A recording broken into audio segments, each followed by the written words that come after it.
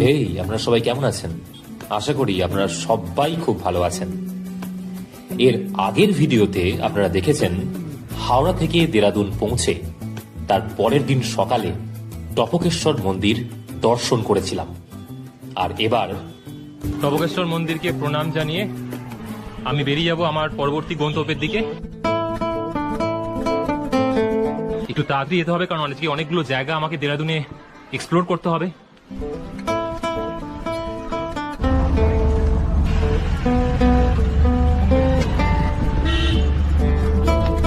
এরপর টপকেশ্বর মন্দির থেকে শেয়ারে একটি গাড়ি ভাড়া করে এগিয়ে চললাম এমন একটা জায়গায় যেটি প্রাকৃতিকভাবে ভীষণ সুন্দর।